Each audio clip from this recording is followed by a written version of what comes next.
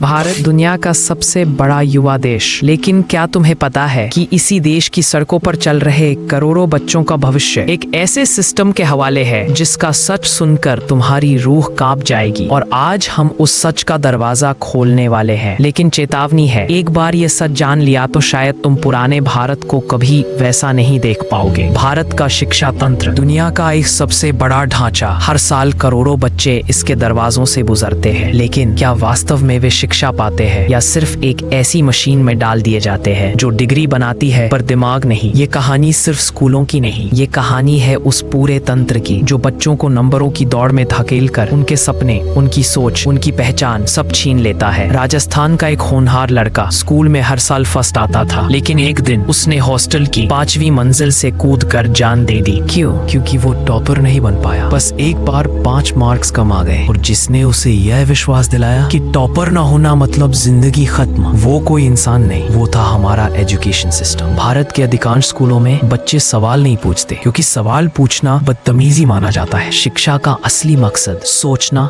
समझना, सवाल करना, सीखना सब दम तोड़ चुका है। अब सिर्फ एक ही मंजिल बची है, एग्जाम, रैंक, मार्क्स और उसके आगे कुछ नहीं। दिल्ली के एक सरकारी स्कूल में एक बच्चे से पूछा गया, पानी क्यों उबलता है? वो बोला, सर क्योंकि किताब में ऐसा लिखा है। ये बच्चा गलत नहीं था क्योंकि उसे कभी समझाया ही नहीं गया कि किताबें ज्ञान नहीं, ज्ञान की शुरुआत होती है। लेकिन असली कहानी तो यहाँ से शुरू होती है। शिक्षा अब शिक्षा नहीं रही, एक इंडस्ट्री बन चुकी है। कोचिंग इंडस्ट्री का साइज 40,000 करोड़ से भी ज्यादा। बोर्ड, यूनिवर्सिटी, प्राइवेट स्कूल, हर जगह फीस का खेल, डोनेशन का खेल, एडमिशन का खेल और आखिर में सबसे बड़ा खेल, छात्रों के सपनों का खेल। जो पढ़ नहीं पाता वो पीछे नहीं छूट जाता, उसे पीछे छोड़ दिया जाता है। भारत में हर साल लगभग 15 लाख छात्र इंजीनियरिंग में दाखिला लेते हैं, लेकिन उनमें से सिर्फ 3 से 4 लाख ही नौकरी पा पाते हैं।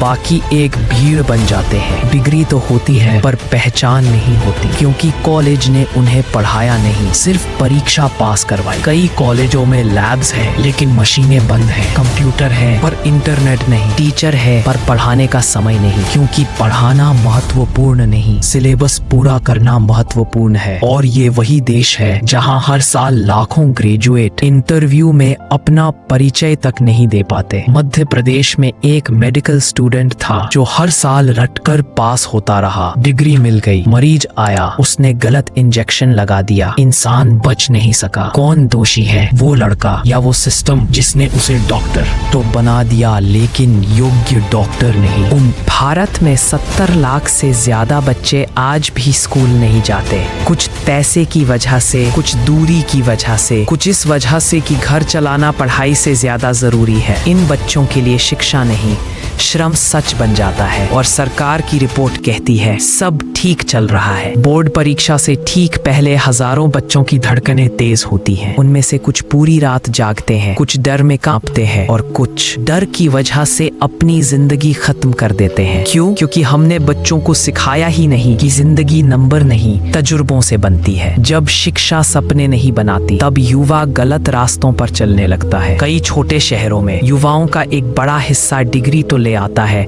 लेकिन बेरोजगार रह जाता है। वो काम नहीं करता, समाज उसे नालायक कह देता है और यही गुस्सा, यही निराशा अपराध का रास्ता बन जाती है। शिक्षा तंत्र कहता है हमने सिलेबस पूरा कर दिया, लेकिन क्या हमने एक भी सोचने वाला दिमाग तैयार किया? हमारे स्कूल अनुशासन तो सिखाते हैं लेकिन आत्मविश्वास नहीं, नियम सिखाते हैं लेकिन स्वतंत्र सोच नहीं। सब याद करते हैं, कोई समझता नहीं। बेंगलोर का एक युवा स्कूल में फेल हो गया। उसके टीचर ने कहा तू जिंदगी में कुछ नहीं कर पाएगा, लेकिन वही लड़का बाद में करोड़ों की कंपनी का मालिक बना क्योंकि उसने सिस्टम को नहीं, अपनी सोच को फॉलो किया। और यही फर्क सिस्टम कभी समझ ही नहीं पाता। 2024 में भारत के 80% युवा स्कूल या कॉलेज में है, मतलब भारत का पूरा भविष्य आज कक्षाओं की 4 दीवारों के भीतर बैठा है। लेकिन सवाल ये है, क्या हम उन दीवारों के भीतर भविष्य गढ़ रहे हैं या उसे खत्म कर रहे हैं? नेता कहते हैं शिक्षा हमारी प्राथमिकता है, लेकिन जब स्कूल जाते हैं तो दीवारें टूटी मिलती हैं, शौचालय बंद मिलते हैं, शिक्षक कम मिलते हैं। पुस्तकालय है पर किताबें नहीं, कक्षाएं हैं पर पढ़ाई नहीं, छात्र हैं पर भविष्य नहीं। एक मध्यम वर्गीय परिवार अपने बच्चे की पढ़ाई पर अपनी पूरी कमाई लगा देता है। कोचिंग, स्कूल फीस, किताबें, यूनिफॉर्म सब मिलाकर एक बच्चे की स्कूली शिक्षा एक कार से महंगी पड़ जाती है। लेकिन बदले में क्या मिलता मिलता है? नंबरों का भार, नौकरी का डर और सपनों का तिरस्कार। हाँ, अगर हम चाहें तो बहुत कुछ बदल सकता है, लेकिन इसके लिए सिस्टम को ठीक करने से ज्यादा सोच को ठीक करने की जरूरत है। शिक्षा डराने के लिए नहीं, सिखाने के लिए होती है। ये समझना होगा कि किताबें जवाब नहीं, जवाब खोजने का तरीका सिखाती है। आज भारत का हर युवा एक क्रॉस रोड पर खड़ा है। एक रास्ता पुराना सिस्टम